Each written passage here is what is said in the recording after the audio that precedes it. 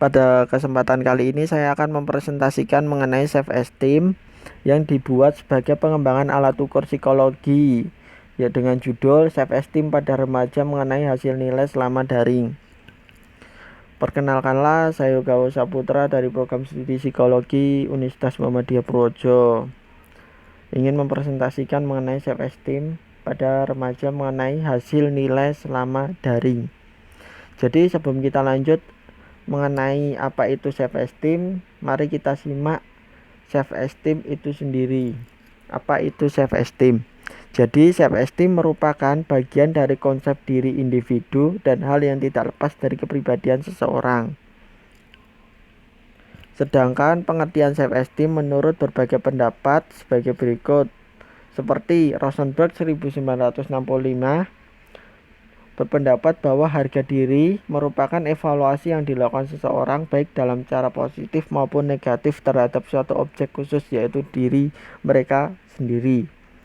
Coppersmith 1967 juga berpendapat merupakan evaluasi yang dibuat individu dan kebiasaan memandang dirinya, terutama mengenai sikap menerima dan menolak, juga indikasi besarnya kepercayaan individu terhadap kemampuannya, keberartian, kesuksesan, dan keberhargaan. Sedangkan menurut Herton dan Wieland 2003 mengungkapkan bahwa terdapat hubungan yang substansial antara depresi, rasa malu, kesepian, dan keterasingan dengan self-esteem yang rendah. Jadi menurut berbagai pendapat yang telah dikemukakan di atas, bahwa self-esteem itu merupakan kondisi seseorang yang bisa menyebabkan harga diri pada seseorang itu melemah, atau dalam artian tuh antara bisa menyebabkan efek negatif pada diri orang itu sendiri maupun efek positif dari orang itu sendiri. Nah, tujuan kita mengambil self esteem ini yaitu dilihat dari dengan adanya pandemi COVID-19 yang sudah sejak awal tahun 2006 lalu hingga saat ini, banyak hal yang terkena imbasnya seperti pekerjaan, pendidikan, dan lain sebagainya. Tentunya dengan berada di rumah seharian saja bagi sebagian orang merupakan hal yang membosankan, apalagi ditambah pekerjaan dan bersekolah dari rumah. Bagi sebagian remaja yang mengeluh dengan adanya sistem daring ini dikarenakan kurang paham dengan materi yang disampaikan dosen, kendala dalam jaringan kuota yang cepat habis, serta nilai yang mungkin turun. Pada masa remaja, emosi yang dimiliki masih sangat labil, serta dianggap periode badai atau tekanan, di mana ketegangan emosi meninggi sebagai akibat dari perubahan fisik dan kelenjar. Mereka tidak semua remaja mengalami badai dan tekanan, tetapi sebagian besar remaja mengalami ketidakstabilan emosi dari waktu ke waktu sebagai bentuk dari penyesuaian diri dengan kondisi yang baru dalam hal pola perilaku maupun sosialnya, terlebih dalam masa pandemi seperti ini. Remaja cenderung lebih cepat bosan jika hanya di rumah saja. Terlebih lagi, sekolah yang dilakukan secara daring, guru yang memberikan tugas lebih banyak daripada sekolah secara bertatap muka.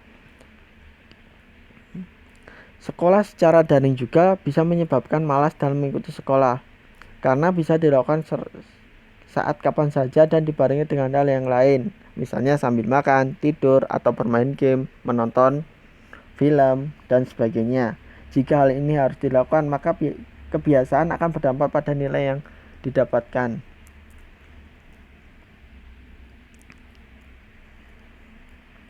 Tadi tidak semua remaja akan merasakan dampak pada penurunan nilai selama masa pandemi saat ini. Hanya sebagian remaja akan mengalami penurunan kualitas harga dirinya, yaitu pada masalah nilai hasil belajar selama daring. Jadi menurut Rosenberg 1965 mengungkapkan beberapa aspek mengenai self-esteem, yaitu pertama, physical self-esteem yang berhubungan dengan kondisi fisik yang mereka miliki. Kedua, social self-esteem yang berhubungan dengan kemampuan individu dalam bersosialisasi. Ketiga, performa self-esteem yang berhubungan dengan prestasi dan kemampuan individu.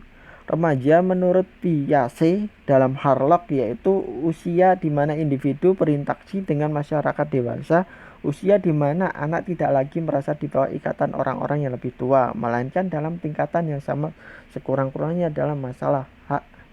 Menurut Harlock 2021 halaman 206.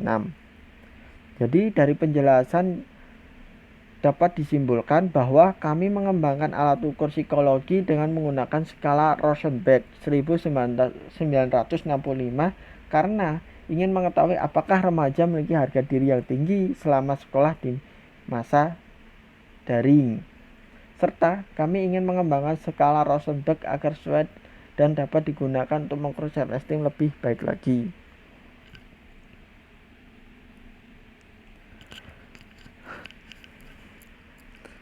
Tujuan awal kami membuat konstruksi alat ukur dengan judul self-esteem yaitu karena ingin mengetahui apakah remaja memiliki harga diri yang tinggi atau sebaliknya selama sekolah dengan sistem daring. Dan kami ingin mengetahui apakah skala ini dapat digunakan dengan baik untuk melihat apakah secara pengukuran tuh benar sesuai fakta atau tidaknya. Kemudian manfaat dari alat ukur self-esteem ini yaitu penelitian ini diharapkan dapat bermanfaat secara teoritis maupun praktis. Dari peneliti menyimpulkan manfaat teoritisnya, peneliti ingin diharapkan dapat memberikan informasi dan referensi mengenai alat ukur self-esteem yang sesuai dengan kebutuhan di Indonesia.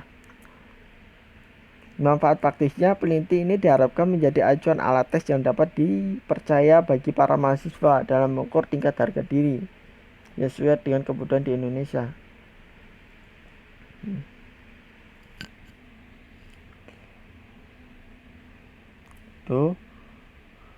Kemudian kita masuk ke aspek-aspek dari self-esteem itu sendiri menurut Rosenberg 1965.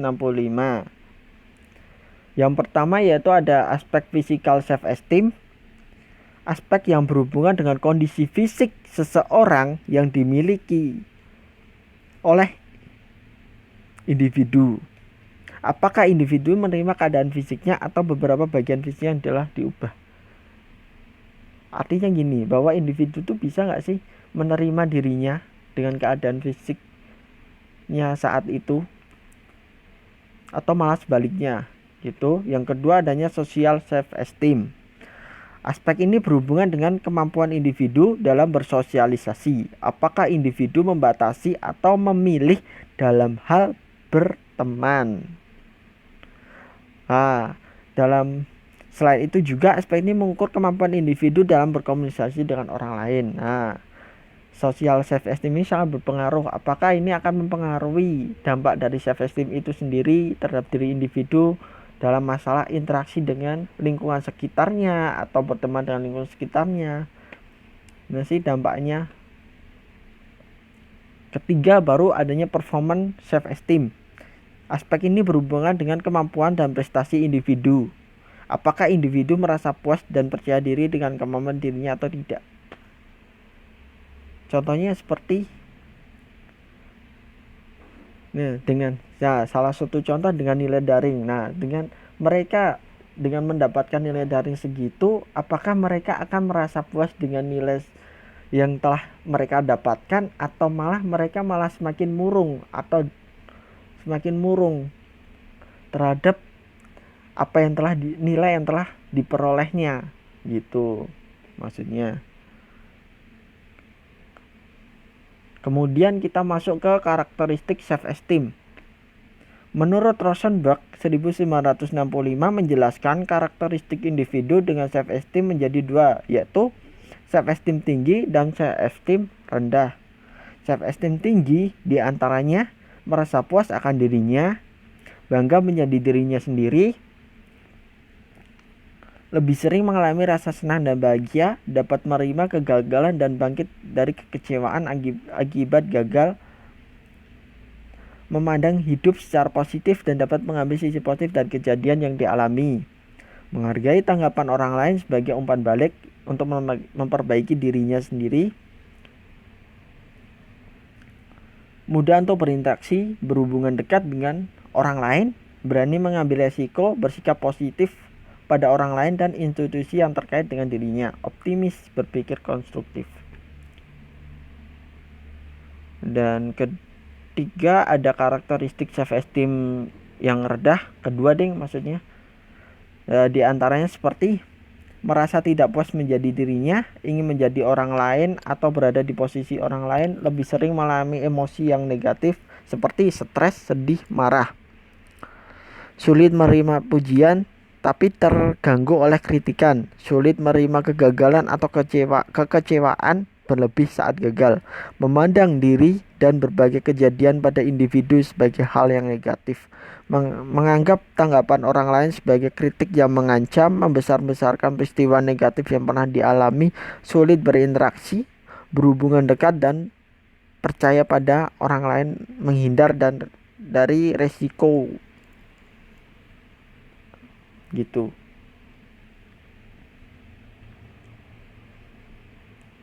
Nah, di bab 3 ini kita ada populasi dan sampling. Jadi dalam penelitian ini populasi kami akan mengukur self esteem pada diri remaja mengenai hasil nilai selama kuliah daring. Nah, dalam populasi ini kita mengambil subjek sebanyak 31 remaja. Teknik sampling yang kami gunakan menggunakan metode purpose sampling yang termasuk ke dalam metode non-probability sampling, di mana kami memutuskan usia yang kami ambil dari penelitian yang telah kami lakukan, yaitu kisaran usia 12 sampai 19 tahun. Karena di usia-usia segitulah mereka masih dikatakan usia remaja. Metode yang digunakan dalam pengambilan data melalui daring, seperti dengan membuat kuesioner online yang kita sebar melalui media platform seperti WA gitu.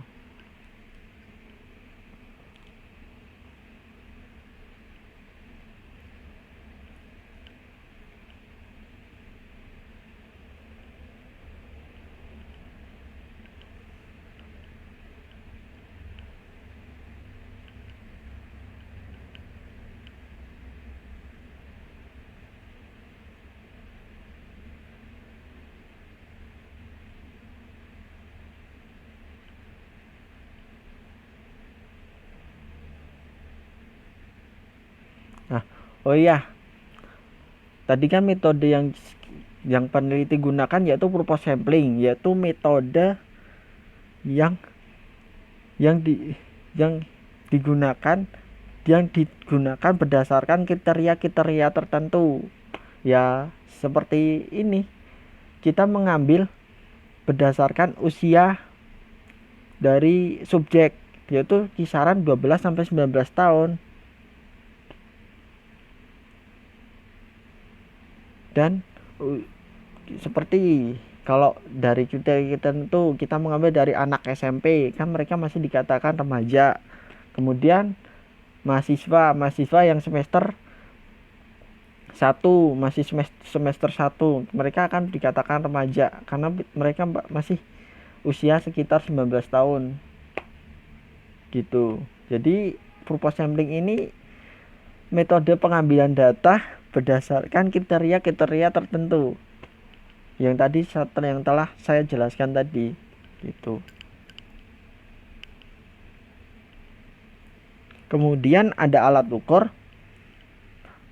harga diri. Dalam penelitian ini diungkapkan dengan menggunakan skala harga diri yang dibuat oleh Rosenberg 1965. Aspek tersebut terdiri atas penerimaan diri dan penghormatan diri. Dengan aspek tersebut, sistem penilaian skala harga diri menggunakan skala Likert dan alternatif 4 jawaban, yaitu sangat puas, sangat sesuai, tidak sesuai, sangat tidak sesuai. Pemberian skor dilakukan dengan melihat sistem item. Itu. Dan lanjut adanya ke penggolongan alat ukur. Yang pertama, klasifikasi tes. Menurut Cronbach 1970 membagi tes menjadi 2 kelompok besar, yaitu tes yang mengukur performasi maksimal dan tes yang mengukur performasi tipikal. Ya, mari kita simak apa itu tes yang mengukur performasi maksimal. Tes ini dirancang untuk mengungkapkan apa yang mampu dilakukan oleh seseorang dan seberapa baik ia mampu melakukannya. Kedua, stimulasi yang disajikan harus jelas dan struktur tujuannya sehingga subjek tahu arah dan jawaban yang ingin mereka jawab atau kehendaki. Ketiga, adanya jawaban dipilih salah atau benar. Jadi di sini tuh ada pilihan jawaban antara dia akan memilih jawaban itu salah atau benar menurut mereka. Keempat, adanya petunjuk pengerjaan harus dibuat sederhana dan jelas agar mereka dapat memahami setiap pernyataan atau pertanyaan yang disajikan dalam tes. Kelima, ada cara scoring diberitahukan kepada subjek termasuk waktu pengerjaannya. Jadi berapa waktu pengerjaannya, petunjuk pengerjaannya, dan lain sebagainya. Keenam, hanya pendekatan dan strategi penyelesaian saja yang tidak diformasikan kepada subjek. Ketujuh, dalam penyajian tes ini, individu yang dites selalu didorong untuk berusaha sebaik-baiknya agar memperoleh skor tertinggi mungkin. Kesiapan motivasi, keinginan, berusaha, dan bahkan kondisi subjek sangat menentukan keberhasilan dalam mengerjakan tes. Ke-8, contoh tes ini adalah tes bakat, tes prestasi belajar, dan berbagai tes kemampuan lainnya. Gitu. Kemudian ada tes yang mengukur performasi tipikal. Salah satunya itu diantaranya seperti tes ini dirancang untuk mengukur kecenderungan reaksi dan perilaku individu ketika berada dalam situasi-situasi tertentu. Jadi di sini cuma tes ini digunakan hanya pada kondisi-kondisi tertentu saja, tidak bisa langsung digunakan pada saat itu juga. Jadi pas ada kondisi tertentu mereka langsung bisa menggunakan alat tes itu. Kedua, ada stimulasi berstruktur ambigu dan memungkinkan untuk diimplementasikan secara subjektif. Jawaban tidak dipilih benar salah, melainkan didiagnosis menurut norma-norma tertentu. Jadi beda dari yang maksimal sama tipikal. Kalau maksimal tadi kan ada jawaban pilihan benar atau salah. Kalau di sini berdasarkan performa tertentu. Jadi dia tidak akan memilih jawaban benar atau salahnya yang dilihat. Keempat, subjek tidak mengetahui hal yang diharapkan darinya sehingga akan terjadi reaksi projektif dari diri subjek yang dikenai tes ke dalam bentuk respon jawaban yang diberikannya atau yang dijawabnya. Kelima, yang tergolong dalam kelompok tes yang mengukur performasi tipikal adalah tes yang mengukur minat, sikap, dan berbagai bentuk skala kepribadian. Nah, kemudian alat ukur yang kami kembangkan merupakan alat tes yang mengukur performasi tipikal, di mana alat ukur yang kami ukur tidak melihat jawaban benar atau salahnya, tapi melihat dari norma-norma tertentu yang telah dijawab oleh subjek. Gitu. Dan tes ini menggunakan teori dari Rosenberg. Gitu.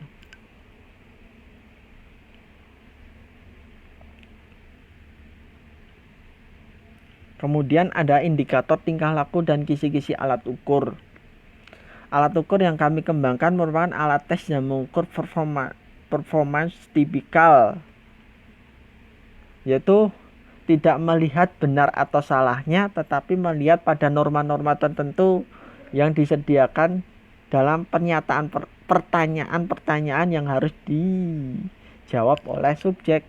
Di mana alat ukur yang kami gunakan yaitu untuk mengukur harga diri yang berupa skala self esteem dari teori Rosenberg gitu.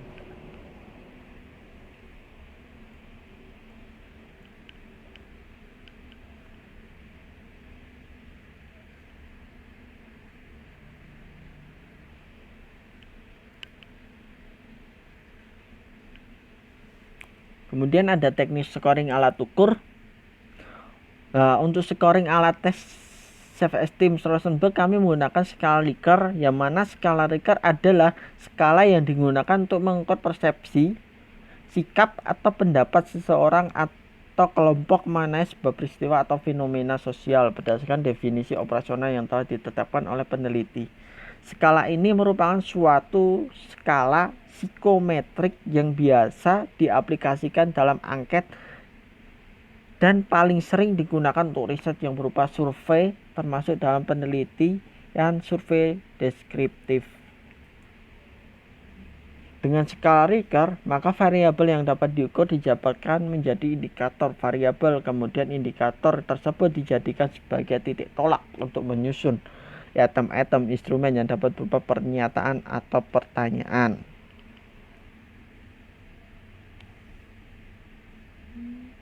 Nah, self esteem dalam penelitian ini pun diukur dengan menggunakan skala Rosenberg yang terdiri dari 5 item favorable dan 5 item unfavorable. Ya, cara pengisian skala self esteem adalah dengan memilih alternatif jawaban seperti favorable atau unfavorable, seperti sangat baik atau tidak baik gitu. Yang tadi telah saya jelaskan. Maaf, salah, bukan.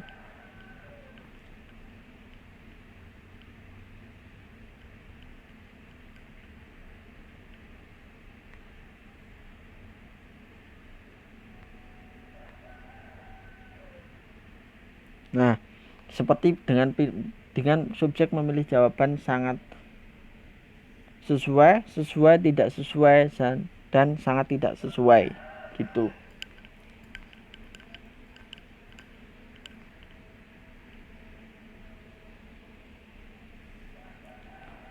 Pernyataan favorable menunjukkan bahwa subjek mendukung objek sikap dengan mempunyai tingkat penilaian. Jadi setiap pernyataan yang telah dijawab subjek itu ada skornya sendiri, yaitu jika subjek menjawab sangat setuju, berarti nilai yang akan diberikan ada 3 poin. Kemudian kalau subjek menjawab hanya setuju, mereka akan mendapat 2 poin. Sedangkan subjek akan menjawab tidak setuju, mereka akan mendapat 1 poin. Nah, kalau yang dan sangat tidak setuju, subjek akan mendapat 0. Jadi tidak ada netral. Jadi tidak ada skor yang diberikan. 0, netral. Sedangkan unfavorable, skor yang akan diberikan yaitu sama, sangat tidak setuju, malah kebalikannya. Sangat tidak setuju, mereka akan menjawab 3 poin. Skornya akan 3 poin nih. Kedua, tidak setuju, dia akan mendapat 2 poin. Setuju 1 poin. Sangat setuju, netral gitu. Nah, seperti ini contohnya. Tuh kan? Jadi udah ada klasifikasi skor yang akan diberikan jika mereka menjawab dari pilihan jawaban yang telah disediakan di pertanyaan maupun pernyataan yang telah ada di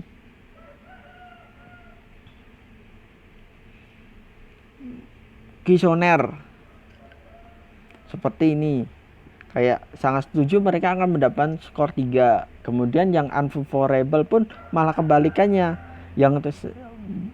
Jika mereka menjawab sangat tidak setuju, akan mendapat poin 3 gitu.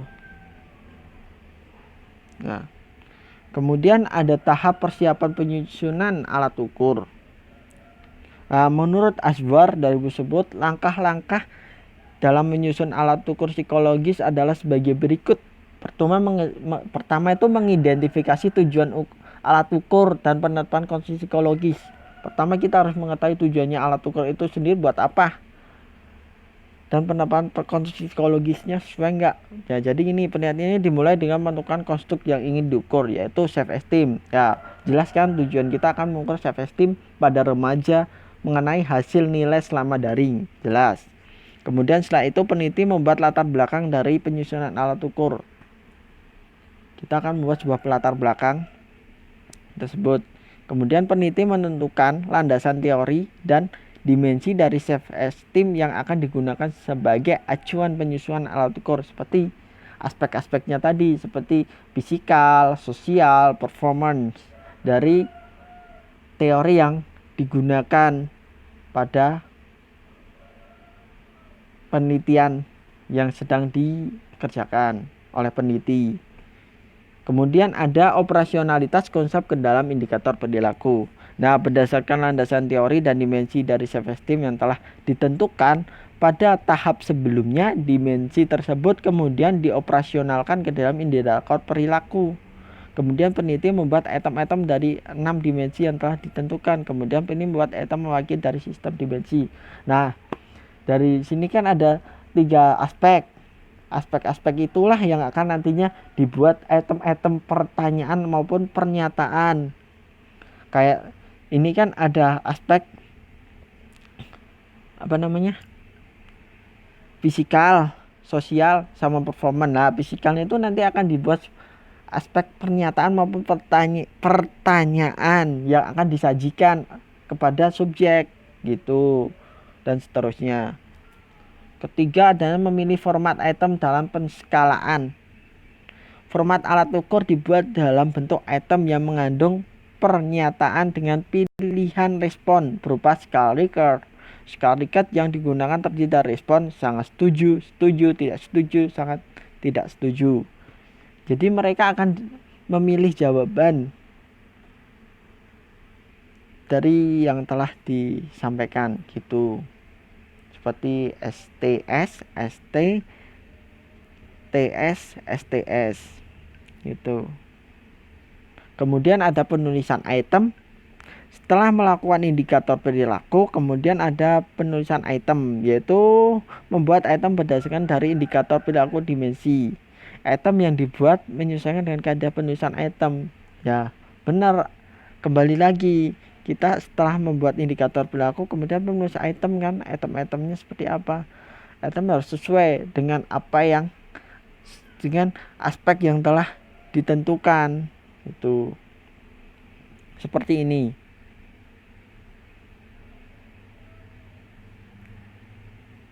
Seperti ini ya. Di sini kan definisinya tentang dengan menggunakan teori ini Rosenberg, dimensi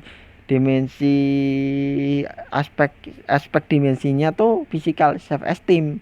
Berarti indikatornya itu tentang itu. Itemnya ya berarti mengenai pertanyaan atau pernyataan mengenai physical self esteem itu sendiri yang akan disampaikan kepada subjek atau disajikan kepada subjek, maksudnya gitu.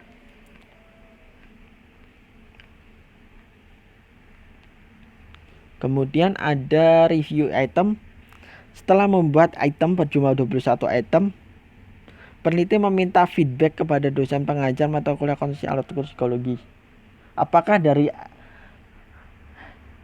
dari item-item maupun dimensi indikator yang telah dibuat itu telah sesuai belum? Apakah ada item atau item-item yang secara pernyataan maupun pertanyaan itu masih ambigu sebelum nantinya disajikan kepada subjek gitu maksudnya. Jadi kita tuh meminta feedback kepada dosen pengajar bahwa item yang kita buat oleh peneliti itu udah sesuai belum sih sebelum kita sampai disajikan kepada subjek gitu loh. Kedua, ajak uji keterbacaan Peneliti tidak melaksanakan uji keterbacaan pada masyarakat secara acak. Peneliti hanya meminta pendapat dari dosen dan anggota kelompok peneliti tentang keterbacaan dalam Google Form yang telah dibuat dengan item dalam Google Form tidak diacak.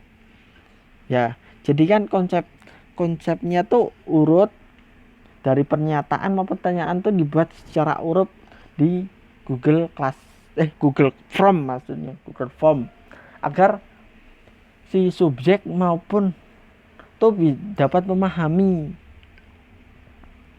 urut-urutannya dari pernyataan yang telah dibuat oleh peneliti. Jadi itu nggak ambigu gitu loh antara satu pernyataan maupun pertanyaan tuh urut gitu loh.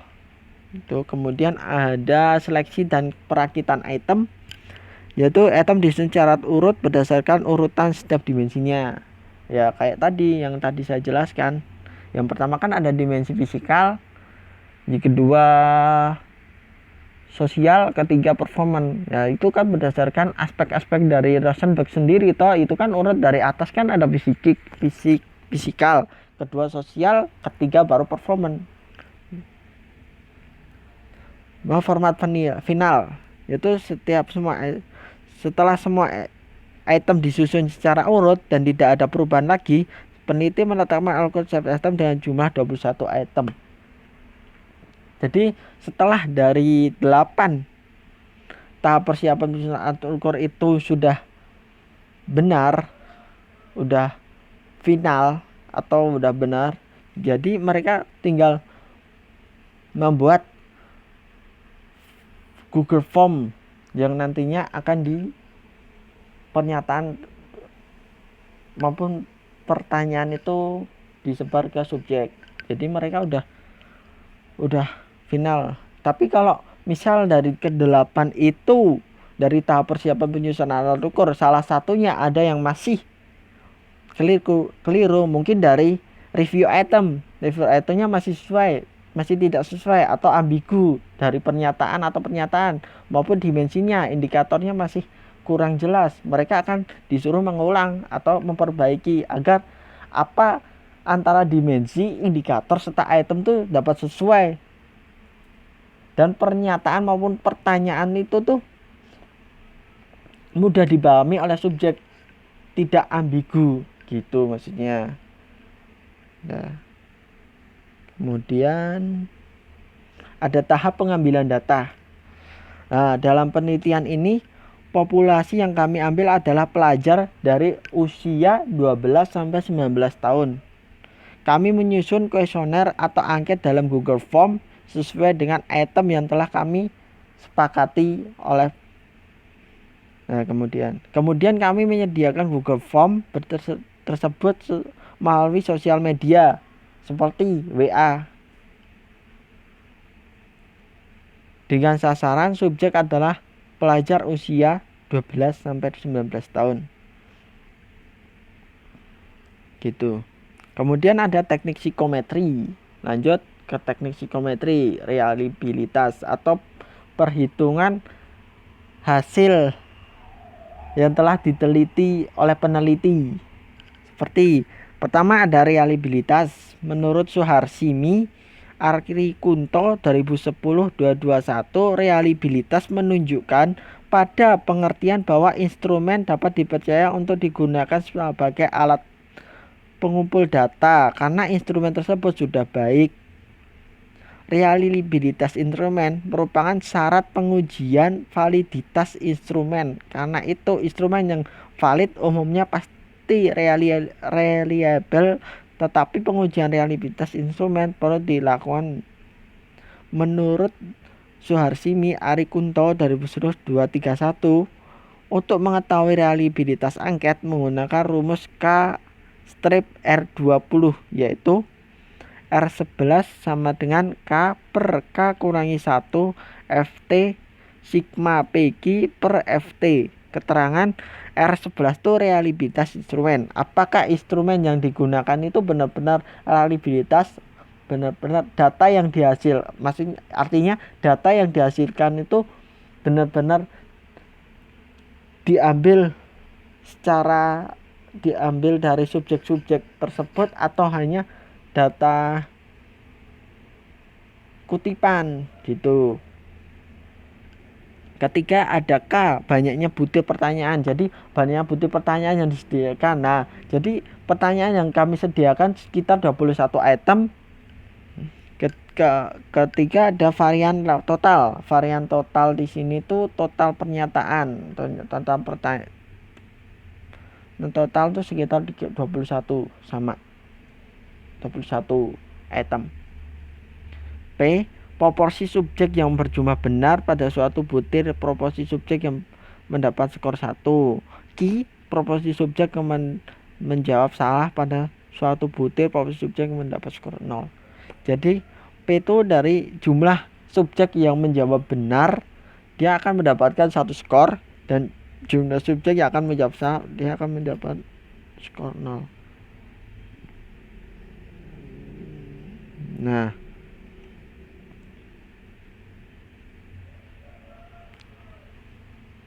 tuh.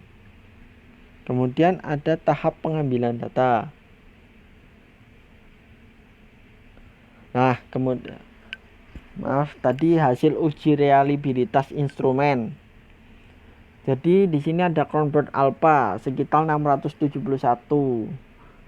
dengan item berjumlah 21 item. Perhitungan reliabilitas dihitung dengan menggunakan bantuan komputer versi SPSS. Dari hasil reliabilitas didapatkan 671 untuk jumlah N 21 dan nilai 6. Artinya dapat dikatakan bahwa item tersebut reliable karena lebih dari 0,6, sehingga skala reserve item pada remaja mengenai hasil selama daring tersebut layak untuk dijadikan instrumen penelitian yang dilakukan. Mungkin kalau di bawah 0,6 maka alat ukur self esteem akan mestinya tidak layak untuk digunakan sebagai penelitian.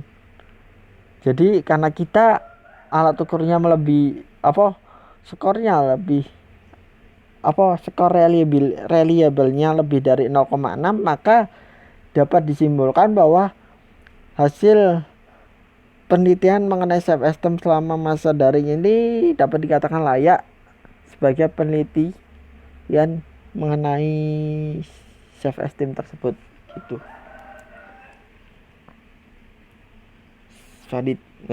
Validitas. Menurut Suharsimi Arikunto 2010, validitas adalah suatu ukuran untuk menunjukkan tingkat-tingkat kevalidan dan kesahihan. Sebaliknya, instrumen yang kurang valid memiliki validitas rendah. Pengujian validitas instrumen dimaksudkan untuk mendapatkan alat ukur yang sahih dan terpercaya. Untuk mengetahui validitas angket, digunakan nilai hasil angket yang disusun oleh peneliti. Dalam penelitian ini sangat butir item yang divaliditas dengan rumus korelasi produk momen dan person dengan angka kasar, yaitu sebagai berikut. Nah, angka kasarnya R2 sebagai koefisien reaksi antar variabel X dan Y. Kemudian X nilai masing-masing item, Y nilai total dari jumlah variabel X dan Y. Kemudian XY itu jumlah perkiraan antara variabel X dan Y, yaitu jumlah kuadrat variabel XY, jumlah kuadrat variabel Y, jumlah subjek. N itu jumlah subjek. Jadi berapa subjeknya? Dalam perhitungan ini kita menggunakan SPSS. Berdasarkan hasil uji validitas angket menunjukkan bahwa dari 21 butir pertanyaan pada angket terdapat 4 butir pernyataan yang gugur. Hal ini dikarenakan nilai R hitung kurang dari R tabel, sehingga butir pernyataan yang tersisa sedikit, yaitu sebanyak 17 butir yang dapat digunakan untuk peneliti.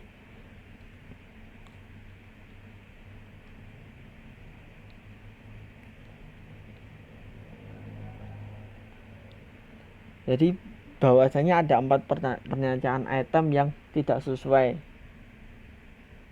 dengan peneliti, sehingga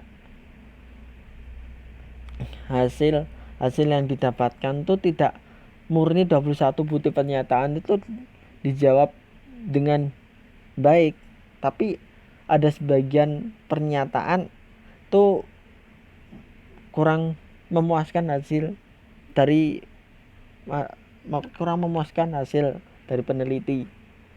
Jadi hanya sekitar sisa 17 butir yang dapat digunakan untuk penelitian gitu. Kemudian ada analisis item.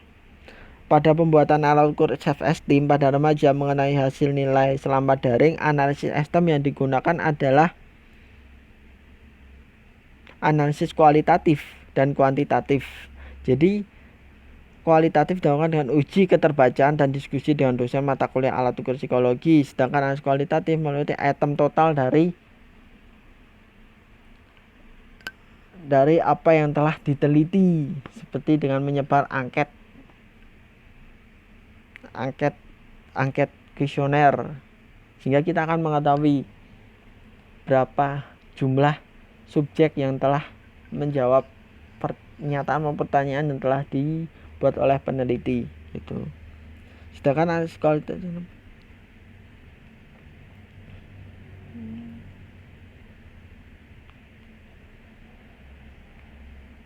tuh.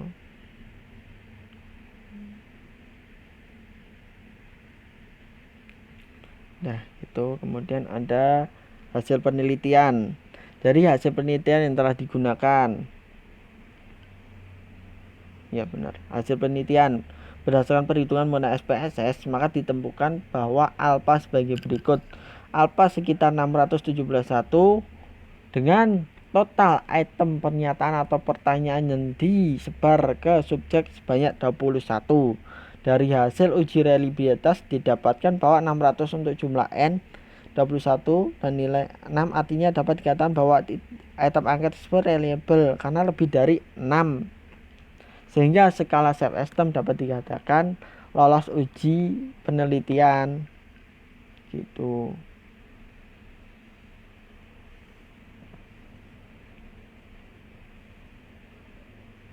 Nah, hasil analisis item correlation. Dari hasil analisis item keseluruhan didapatkan satu item yang signifikan, yaitu item nomor 21 dan 20.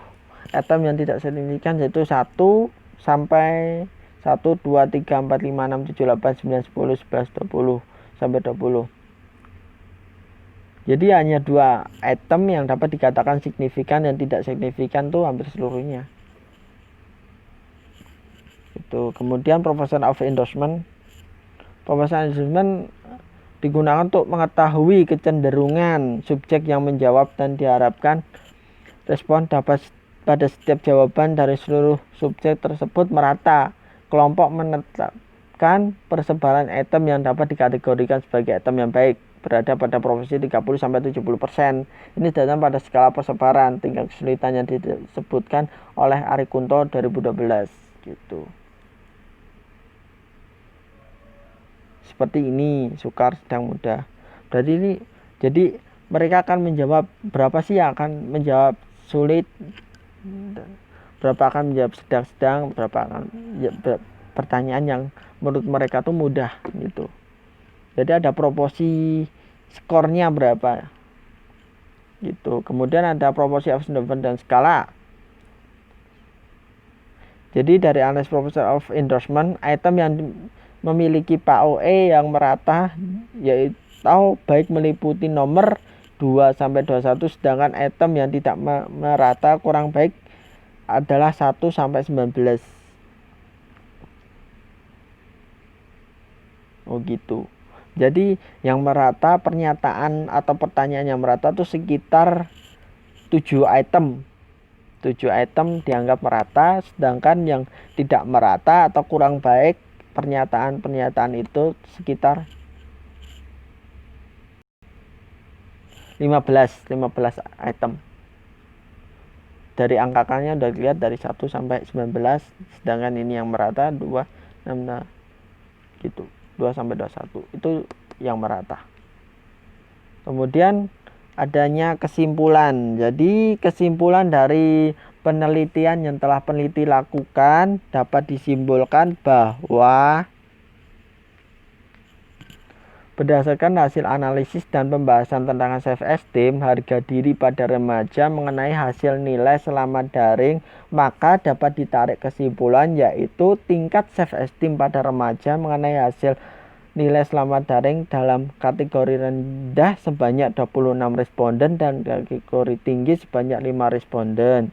Jadi dapat disimpulkan bahwa kecenderungan self-esteem responden berada dalam kategori rendah dengan alasan bahwa responden dengan kategori rendah dalam diri responden mereka masih dapat menerima dirinya sendiri, mampu berpikir positif buat dirinya sendiri, mampu orang lain menanggapi setiap kejadian dengan positif, baik itu kejadian yang pernah dialami, menghargai apa yang menjadi pendapat dari orang lain, mudah berinteraksi atau berhubungan dekat dengan orang lain, dalam artian bahwa responden tidak memilih dalam berhubungan dekat dengan orang lain, responden juga mampu bersyukur dengan keadaan dirinya sendiri, dalam artian responden merasa bersyukur dengan apa yang responden punya.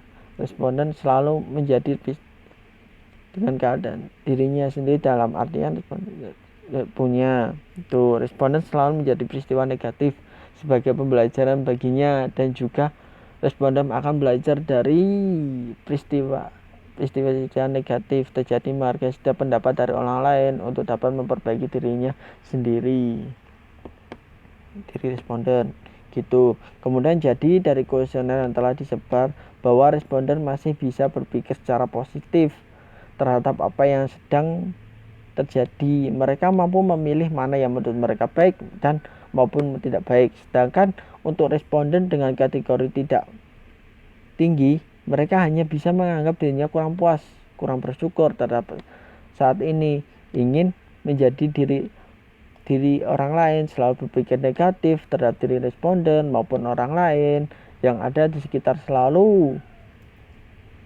menganggap apa yang responden dengar selalu dianggap mengancam dirinya. Jadi responden lebih pesimis dengan keadaan dirinya, yang tentunya tidak bisa membangun semangat dirinya sendiri. Data yang dihasilkan berdasarkan kuesioner yang telah disebar oleh kelompok lain untuk mengetahui tingkat self-esteem pada remaja terhadap hasil nilai di masa kuliah daring di saat pandemi. Ternyata didapatkan data dari penelitian bahwa sebagian dari data tersebut bahwa responden tidak mengalami keberatan atau kesulitan dalam melakukan pembelajaran daring karena sebagian responden memiliki semangat serta memiliki pemikiran positif terhadap dirinya sendiri. Responden lebih bisa menghargai, dan saat itu juga dan terbukti bahwa tingkat menghargai pembelajaran daring di masa pandemi lebih tinggi ketimbang responden yang memiliki kurang dapat menghargai dirinya dalam melakukan pembelajaran daring di masa pandemi. Jadi antara responden dengan tingkat self-esteem rendah dengan tingkat self-esteem tinggi itu lebih baik responden dengan tingkat rendah. Jadi mereka tuh lebih bisa menghargai dirinya pada saat itu, meskipun dengan dilakukannya kuliah daring atau belajar daring hanya di rumah, tetapi dengan hasil nilai yang tidak begitu memuaskan, mereka tetap bersyukur dengan apa yang mereka dapat saat itu juga. Mereka tetap bisa menghargai, dan mereka pasti bisa menghargai kerja keras mereka selama melakukan pembelajaran daring di rumah, gitu maksudnya. Jadi sekian dari saya, kurang lebihnya mohon maaf, atau dalam penyampaian kata saya kurang tepat atau bagaimana, saya mohon maaf. Billahi taufik wal hidayah. Wassalamualaikum warahmatullahi wabarakatuh.